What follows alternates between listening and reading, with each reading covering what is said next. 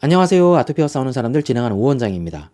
저 어릴 적에 마징가 제트라고 하는 만화가 있었어요. 이 마징가의 주먹이 발사되어서 적을 빵 때리고 나면은 그걸 다시 주워서 팔에 끼워야 되는 거죠. 저는 그렇게 생각했어요.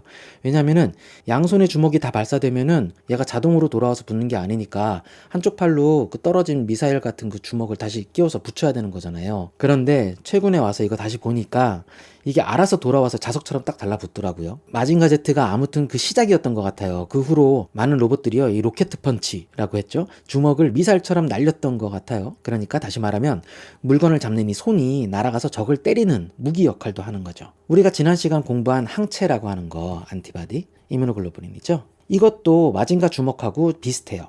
B셀, 얘가 마징가 제트예요. 얘의 주먹, 로켓 펀치가 바로 안티바디, 이뮤노글로불린이었죠. 그러니까는 손이기도 하고 B셀 리셉터이기도 하고 항원으로서 적을 공격하는 역할까지 하는 거죠. 그런데 이 IG, 이뮤노글로불린, 안티바디, 얘네들은 조금 달라요. 이게 정말 마징가 제트의 로켓 펀치처럼 적에게 치명적인 물리적인 피해를 주거나 막 부수거나 그런 기능은 없어요. 그러니까는 얘네들은 말만 무기지 적을 직접적으로 파괴하는 죽이는 그런 기능은 못하고 그냥 졸라게 매달리는 겁니다.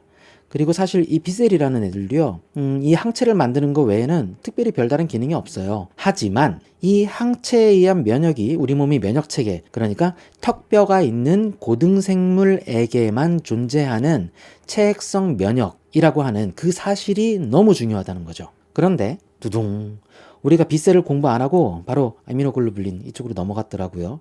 그래서 부랴부랴 비셀에 대해서 준비했습니다. 이 체액성 면역의 주인공인 항체를 생산하고 분비하는 아주 중요하고 우리 머리를 또 깨지게 할 면역세포인 이 B셀, 이번 시간 공부할 주제입니다.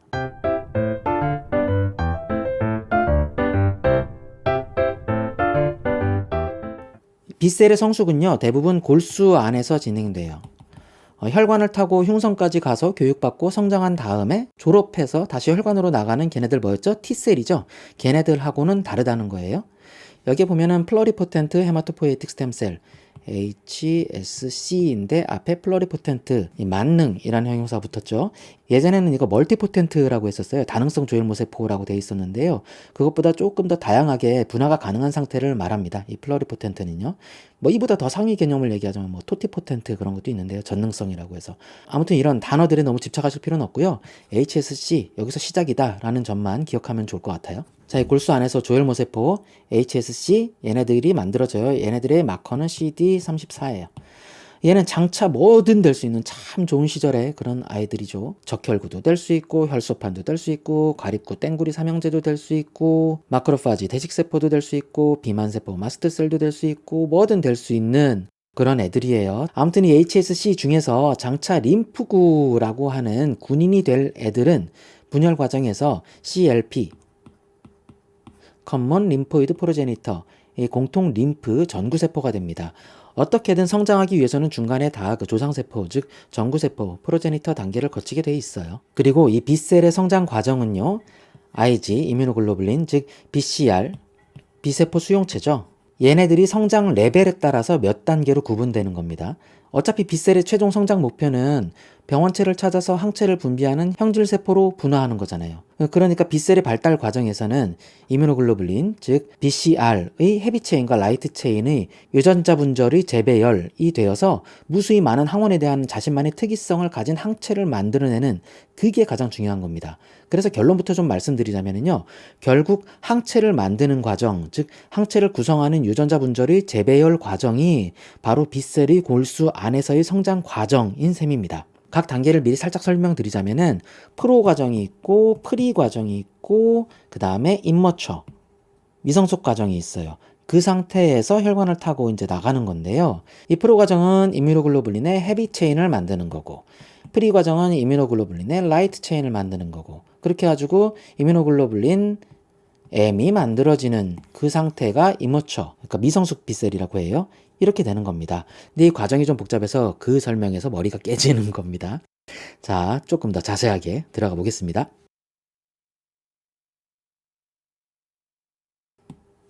자, 이게 B셀의 성장 과정, 아까 그 프리, 프로, 그 다음에 임머처 그 과정을 이것도 조금 세분화한 겁니다. 뭐 알고 보면 별거 아니에요. 괜히 복잡하게 생각하지 마시고요.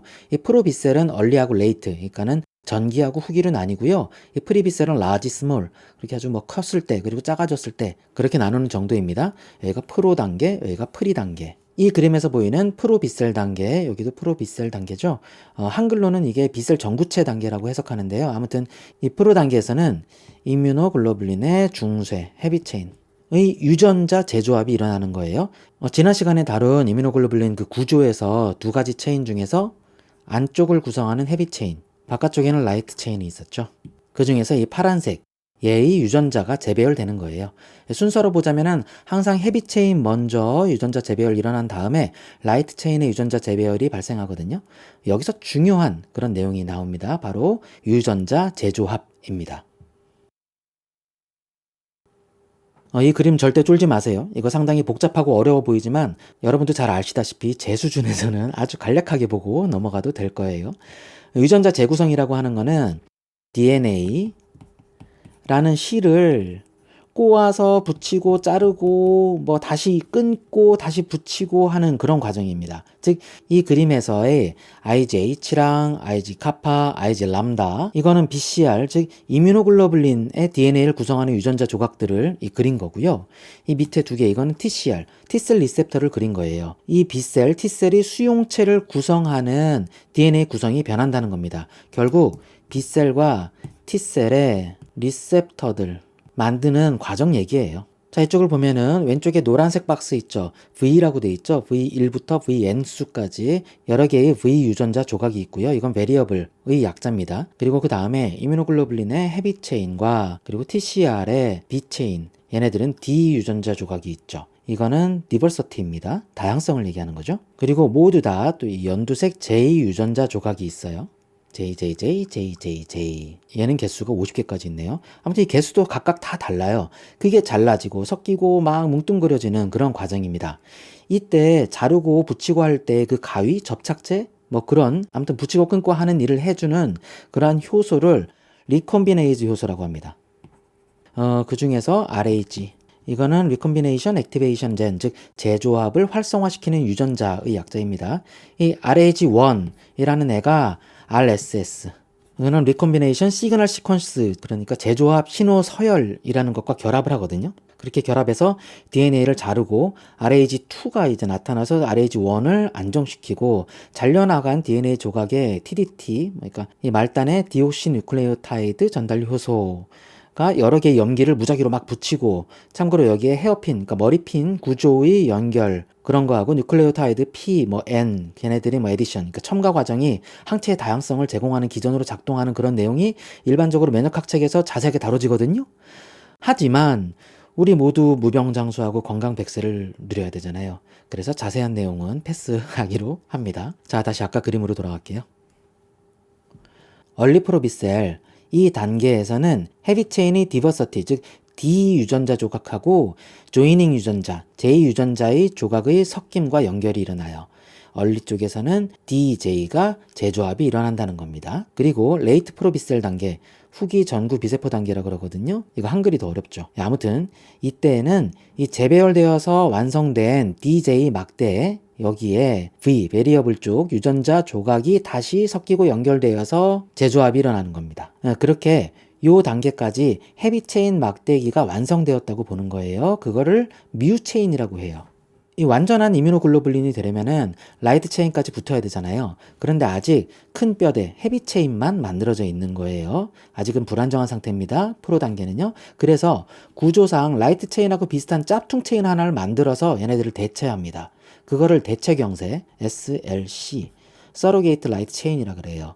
이 짭퉁 경쇄랑 중쇄랑 결합을 하면은 프리 BCR, 즉 프리 비세포 수용체가 표면에 발현이 되는 겁니다. 어디에? 프리 BCR 단계, 바로 요 단계예요. 이 다음 단계죠. 그게 바로 라지 프리 BCR 단계입니다. 여기서 프리 BCR 구조 잠깐만 보면은요. 이 가운데 이게 헤비 체인이에요. 여기 뮤라고 써있죠. 뮤 체인이 있고요. 거기에 SLC, 그러니까 서로게이트 라이트 체인으로 프로테인 2개, 그러니까 단백 두 개가 이황화 결합으로 이렇게 붙는 거예요. V 프리 B 그리고 람다5라고 하는 두 개의 단백이 붙는 거죠. 그리고 그 안으로 신호 전달을 도와주는 이뮤노글로불린 알파하고 베타가 작동을 합니다. 이 아래의 박스는요, 이 프리 BCR이 하는 일을 설명하는 건데요. 위에서부터 보자면은 H체인, 헤비체인의 유전자 재조합을 억제, 이니비션, 즉 중단시킨다. 이거는 아까 RAG 유전자 전사라는 게 있어가지고 일이 시작된다 그랬잖아요. 그 전사를 멈추는 거예요. 그래서 유전자 재조합을 중단시키는 거예요. 이게 계속 일어나면은 이 뮤사슬, 헤비체인이 또 만들어지잖아요. 그러면은 단일한 특이성을 갖는 빗셀을 만드는데 문제가 생기거든요. 이런 현상을 대립 유전자 배제, 알러릭 익스클루전이라고 합니다. 자, 그리고 그 아래는 프리 BCR 셀 단계를 프롤리퍼레이션, 분화시키고 카파 라이트 체인 유전자 재조합을 자극하고 짭퉁 경세, 서로게이트 라이트 체인, 얘네 대체 경세의 전사를 트랜스크립션을 셧오프, 막는다 라는 역할을 하는 거죠. 뭐가? 이 대체 경세가. 그러니까는 자기가 만들어서 할 기능을 다 해놓은 다음에 자기 기능도 딱 중단시키는 그런 일을 하는 거예요. 여기서 알러릭 익스클루전, 대립 유전자 형질 배제, 이거 좀 보충해서 설명을 하자면요. 이 모든 인간은 부모로부터 서로 다른 각각의 유전자를 받아서 만들어지잖아요. 아빠하고 엄마의 유전자를 내 몸에 그대로 받는 거잖아요. 반띵해서. 그래서 이 B셀 역시 항체를 만들 때 두 개의 서로 다른 항체를 만들 수 있다는 가능성이 있는 거죠. 그런데 현실은 그렇지가 않다는 거예요. 왜냐하면은 바로 이 대립 유전자 배제라는 기전에 의해서 한쪽은 중간에 막혀요. 그렇기 때문이에요. 이 과정은 헤비체인에 이 라이트 체인이 붙을 때 카파 아니면 람다의 라이트 체인이 결합하는 건데요. 그 선택 과정에서 아빠 쪽 또는 엄마 쪽 중에 하나만 선택하고 나머지는 배제하는 겁니다. 그래서 결과적으로 하나의 항체는 딱 하나의 항원 에피톱에만 반응하게 되는 거죠. 여러 개를 다 붙잡는 그런 게 아닌 거였죠. 지난 시간 우리가 공부한 모노클로널 안티바디, 단일 클론 항체 있잖아요. 그게 가능한 것도 이 대립 유전자 배제 현상이라는 특성 때문인 겁니다. 참고로 이 TCR이 만들어지는 이때에도 이 현상은 동일해요. 그런데 이 모든 B셀이 다 그런 건 아니에요. B셀 중에서 태생이 다른 A형이 있거든요. B1 세포라 그래요. 우리가 지금 공부하는 애들은 모두 B2 세포고요. 얘네들은 완전히 다른 느낌이에요. 아무튼 이 B1 세포들은 얘들은 특이하게 T셀처럼 CD5라고 하는 마커도 발현되고요. 얘들이 만드는 항체는 여러 가지 항원에 결합하는 특징이 있습니다. 대신에 어퍼너티, 그러니까 친화력이 강하지는 않아요. 그러니까 강하게 붙잡지는 않는다는 거예요. 이거를 폴리스페시피서티, 다특이성이라고 합니다. 딱 하나의 항원 에피톱에만 반응하는 그런 특성을 갖고 있지 않다라는 거예요. 그런데 이 B1 셀은 그렇게 강하지 않기 때문에 면역학에서 크게 많이 다루고 있지는 않아요. 자, 내용이 좀 어지러워져서 단순하게 좀 정리를 해볼게요. 이 프로비셀 단계에서는 이뮤노글로불린의 헤비체인 유전자 재조합으로 뮤체인을 만들고 거기에 짭퉁, 즉 대체 경세에 SLC가 붙으면은 프리BCR이 생긴 거다. 그게 있는 상태가 되면은 이제부터 프리비셀이라고 한다는 겁니다. 그리고 이 프리비셀도 라지와 스몰로 또 단계를 나누잖아요. 이 과정, 즉 라지에서 스몰이 되는 과정이 라이트 체인의 유전자 조각이 재배열되는 과정입니다. 그런데 헤비 체인 때에는 DJ 먼저 결합을 하고 그 다음에 VDJ 이렇게 결합이 있었잖아요.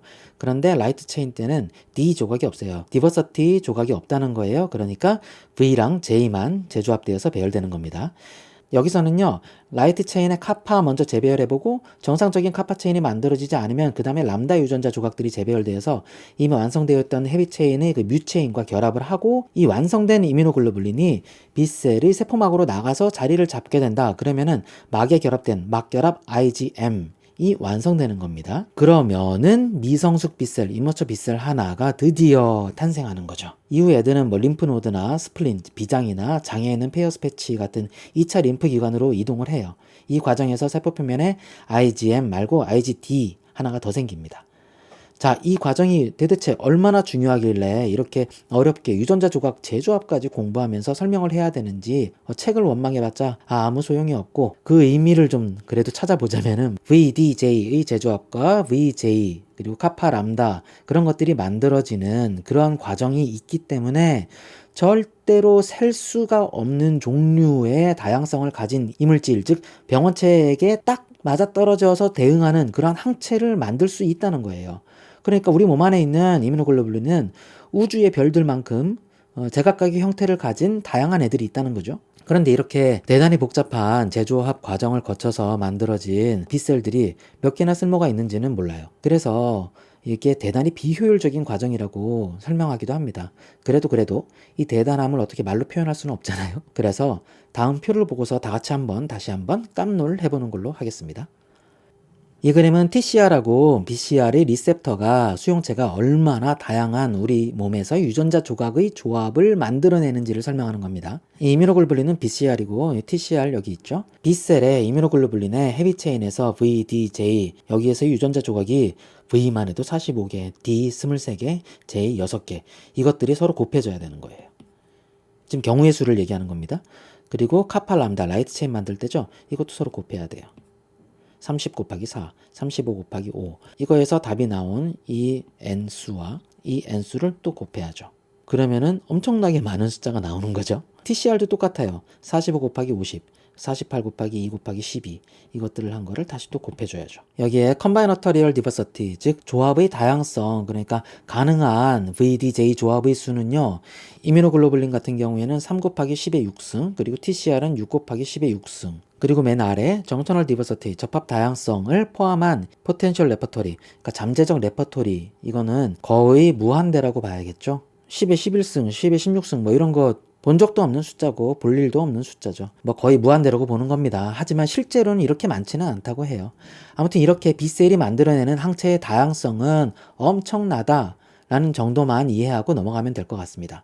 사실 이런 과정이 밝혀지기 전까지는 도대체 그 수많은 다양한 항원에 대해서 우리 몸이 항체가 어떻게 대응하냐 라고 하는 거에 대한 명확한 답이 나오지 못했다고 합니다. 이 항원이 들어오면은 맞춤형 주문처럼 그때그때 변형해서 만드나? 뭐 설마 이렇게 많은 항원 표면의 결정 인자들을 제각각 다 인지하는 애들이 이미 모두 내 몸 안에 준비되어 있지는 않겠지라고 생각했던 거죠. 그렇게 만드는 게 사실 불가능하다고 저는 사실 지금도 불가능한 것 같거든요. 그런데 이런 유전자 재조합을 통해서 그게 가능하다는 게 밝혀진 거죠. 바로 이 도네가와 스스무 박사, 일본 사람이에요. 가 이런 걸 해냈고 이뮤노글로불린 유전자의 채성 재조합, 그러니까는 아이지소매틱 리콤비네이션 과정이라는 타이틀로 1987년 노벨 생리의학상을 받았습니다. 자, 아직까지 조금 정리가 잘 안 되는 것 같죠? 그러면 이번에는 B셀의 성장 과정을 조금 더 편하게 그림으로 한번 이해해 볼게요. 예전에 T셀이 흉선 안에서 성장하고 테스트 받았던 거 그런 것처럼 B셀도 골수 안에서 어떻게 성장하고 또 테스트를 받는지 그런 걸 한번 보는 겁니다. 우리가 T셀의 성숙을 공부할 때 그 흉선 안으로 들어간 T셀이 될 애들을 기르고 테스트하는 세포가 흉선 안에 있었죠. 예전에는 뭐 널스셀, TNC라고 되어 있고 위치상으로 보면은 스트로말셀, 그러니까 기질세포라기도 하고 아무튼 이 TEC라고 하는 애 있었거든요. 시믹 에피세리얼 셀, 흉선 상피세포라는 애들이 있었거든요. 이 골수에서도 그런 역할을 해주는 애들이 있어요. 바로 골수 기질세포, 스트로말셀이라고 하는데요. 여기서 이 기질, 스트로말이라고 하는 거는 어떤 기관을 구성하는 그 결합 조직 같은 거, 걔네들을 구성하는 세포들을 의미합니다. 즉 골수 안쪽을 구성하는 세포들이라는 거예요. 얘네들은 스트로말셀이라고 보면 됩니다. 자, 이 그림은 성장 중인 B셀에서 그 단계별로 세포 발현 분자들하고 골수 기질 세포에서의 역할 뭐 그런 것들을 설명하는 건데요. 이 골수 안에는요 치밀한 틈새들이 있어요. 니치라고 하거든요. 이걸 발육적소라고 하는데요. 여기에 HSC, 그러니까 헤마토포ie틱 스템셀들하고 다양한 그 스트로말 셀들, 얘네들이 모여 있고 이 기질세포들은 HSC들이 생존하고 분화하는 데 도움을 주는 겁니다. 이게 골수 안쪽에 있는 골내막강이라고 해요. 엔도세리얼 캐비티라고 하거든요. 이 골수 안쪽의 골내막강의 내벽, 여기에 엔도세리얼 셀이죠. 이 안쪽의 벽을 이루는 셀들이에요.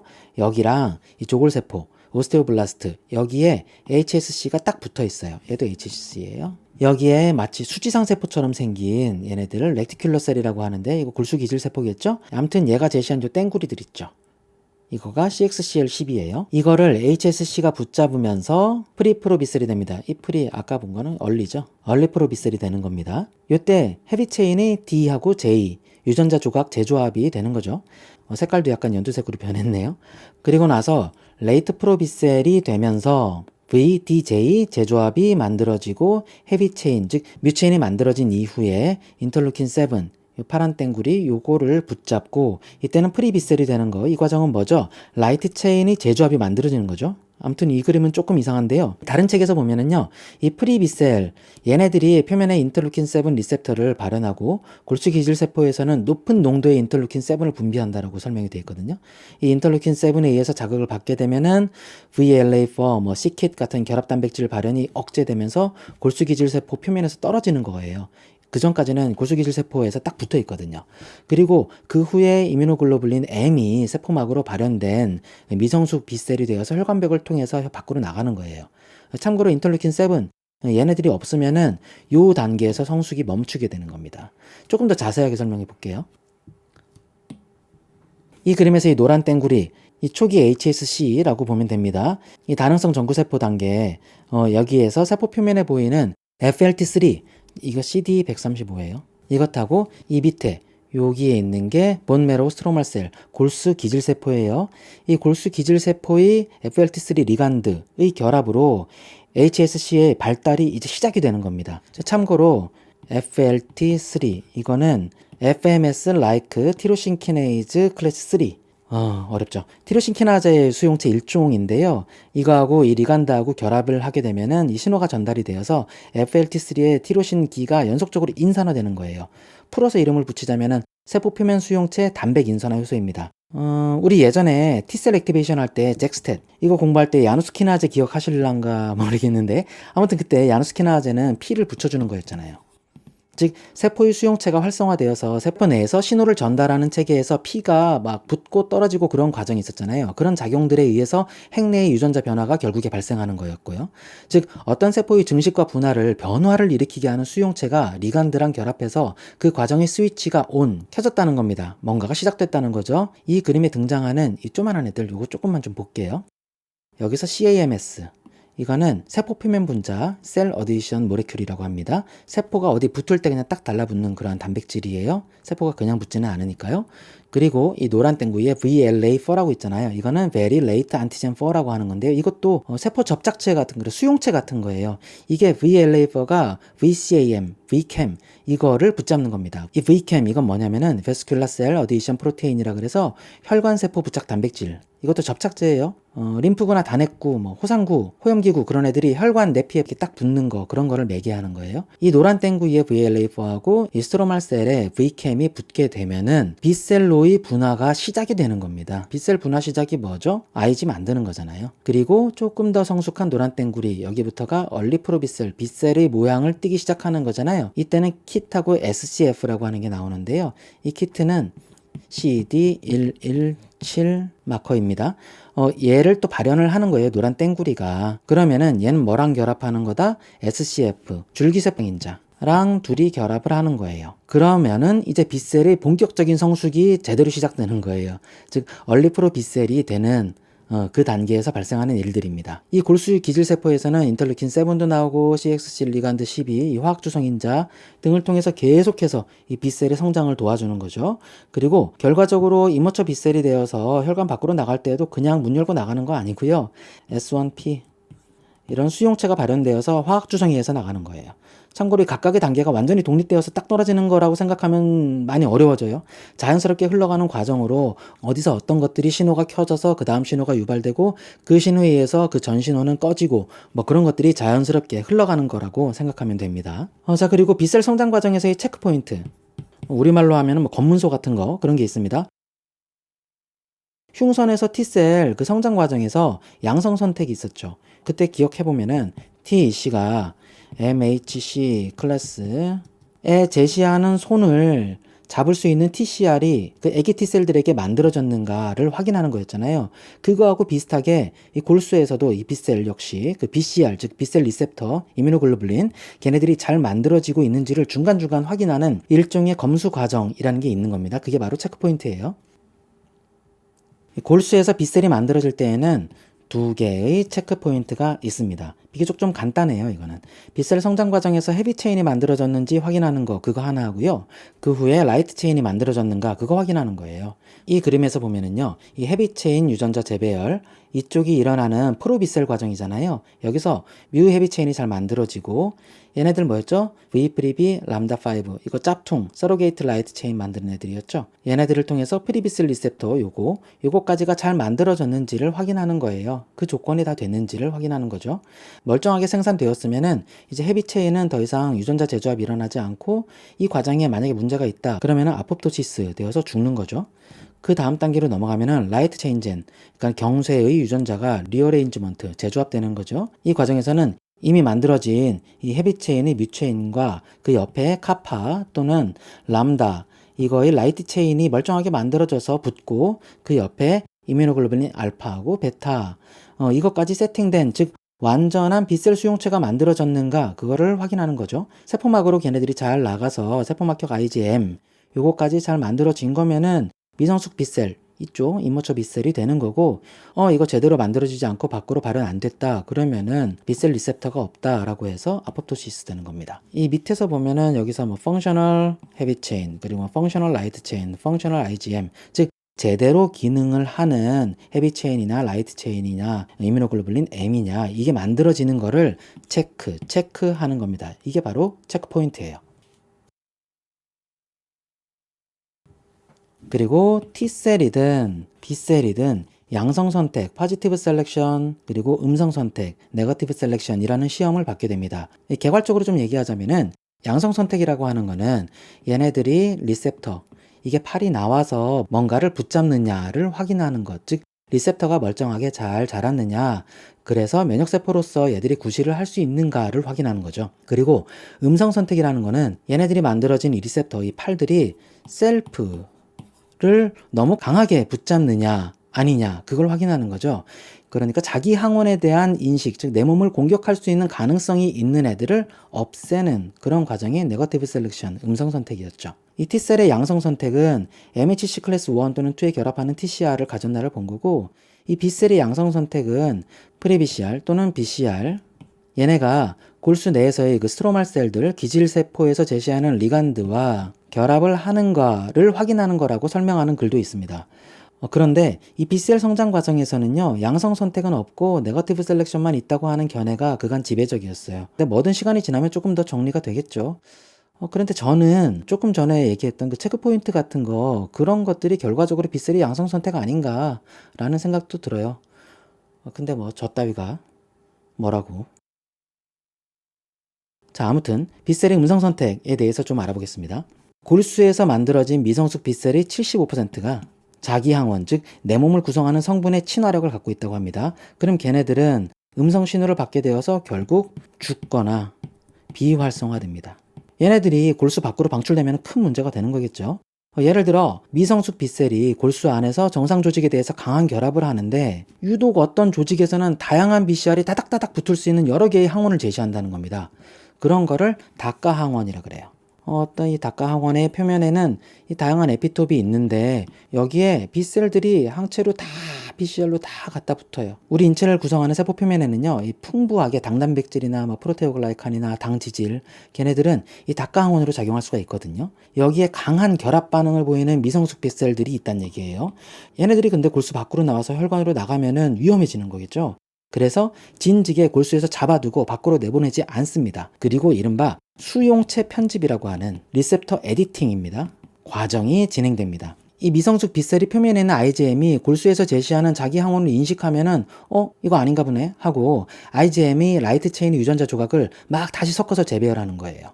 그래서 제시 삼시를 보는 거예요. 유전자 재수합해서 다시 시험 보고 또 잡어? 아유, 그럼 또 시험 보고 삼시 보고 또 잡어? 그럼 사시 보고 결국 자기 항원과 결합하지 않는 IgM을 만드는데 성공을 하게 되면 패스, 즉 골수를 떠날 수 있는 거죠. 그런데 끝까지 못 만든다, 그럼 어쩔 수 없이 걔네들 아포프토시스 됩니다. 그런데 이 다가 항원 말고 단가 항원, 즉 일가 항원, 그러니까 딱 하나의 자기 조직 에피톱 에만 결합하는 이런 거를 자기 반응성 빗셀이라고 하거든요. 얘들은 닭강원처럼 이렇게 수용체 편집 같은 거 그런 경로로 진행되지는 않고요. 그냥 아너지 상태, 즉 무기력 상태의 빗셀로 머물게 됩니다. 얘네는 IgM하고 IgD 모두 생산하기는 하지만 빗셀 활성화 같은 거는 진행되지 않아요. 수명도 되게 짧고요.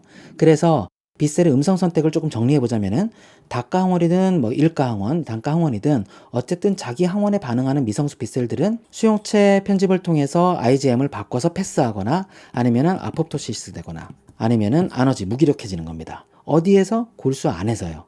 그래서 이런 기전을 센트럴 톨러런스, 즉 중심 관용이라고 합니다. T셀에서 흉선이 걸러지는 음성 선택하고 비슷한 거예요. 그리고 골수를 떠난 B셀들 중에서도 그래도 또 자기 반응하는 애들이 있을 거 아니에요. 걔네들은 아포프토시스 되거나 아너지 상태로 되거든요. 그런 거를 페리프럴 톨러런스, 즉 말초 관용이라고 합니다. 만약에 이런 관용이 제대로 이루어지지 않고 제멋대로 막 당당하게 돌아다니다가 자기 항원에 B셀들이 활성화되고 그렇게 해가지고 이뮤노글로불린 발사하고 그러면은 그걸 바로 자가 면역 질환이라고 하는 거죠. 예를 들어 SLE 같은 거 있잖아요. 그런 게 대표적이죠. 이렇게 이번 시간 공부한 내용은요. 여기 처음부터 임머처 빗셀이 되는 요 단계까지예요. 아직 밑에는 하지도 않았어요. 아직 빗셀이 성숙하기도 전, 즉 미성숙 단계에서 골수에서 막 벗어났을 뿐일 텐데 내용이 조금 어렵죠. 제가 설명이 부족한 것도 많이 있었던 것 같고 그래도 뭐 이 책 보고 또 이해 안 되면 다른 책도 구해서 보고 그러면서 하나씩 익숙해지고 자기화되는 뭐 그런 재미라도 있는 거라고 스스로 위로해보고요. 이번 시간 이렇게 마무리하도록 하겠습니다. 이 다음 시간에는요, 이 골수를 떠난 B셀이 성장기를 계속해서 다뤄볼 건데요. 참고로 이 B셀의 분화 성숙 과정을 크게 항원에 의존하는 과정과 항원에 의존하지 않는, 즉 항원 의존 과정, 항원 비의존 과정으로 나누거든요. 이번 시간 공부한 이 골수 안에서 성숙하는 이 내용은 항원 비의존 과정이라고 보면 됩니다. 그리고 다음 시간 공부할 과정은 그 외의 성숙이라고 보면 되겠죠. 자, 고생하셨습니다. 이번 시간 끝!